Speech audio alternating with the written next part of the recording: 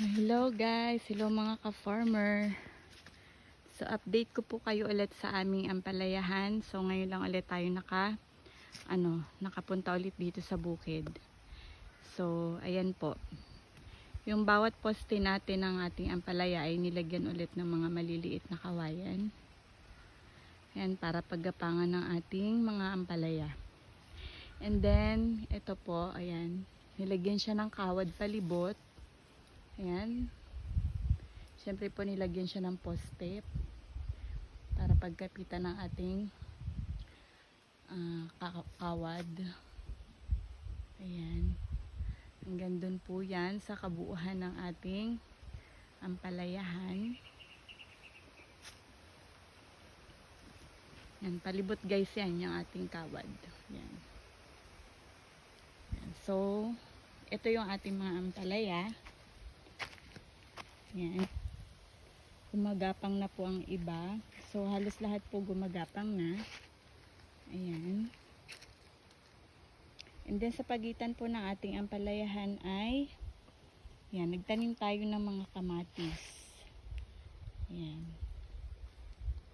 Para hindi sayang ang ating space. Ayan. Lahat po ito, puno ng kamatis. Itong buong ng ampalayahan natin. And then hindi pa ito tapos guys ang ating paggapangan ng ampalaya dahil lalagyan pa siya ng nylon. Yan. Parang pinakang balag niya para pag sumampa na yung ating ampalaya. Yun ang gagapangin niya sa taas. So hindi pa siya tapos guys. Ayan. Tinatapos lang ang ating mga poste na pinagkakabitan ng ating mga wire. Yan. Tapos next na nun yung ating nylon. Ilalatag ulit natin siya sa taas. So ayan guys, for next update po. Ayan, pag punta ulit natin dito sa bukid ay i-update ko ulit kayo sa ating ampalayahan. Ayan. Tibay nito guys. Ayan. So after ng ampalayahan nyo, pwede nyo siyang pagtaniman ulit ng ibang crops na gumagapang. Ayan. And then after nun, pwede nyo ulit siyang pagtaniman ulit ng ampalaya. Ayan. Talagang pinatibayan na ni Mister ang ating pagtataniman para hindi nasasayang ang ating gastos.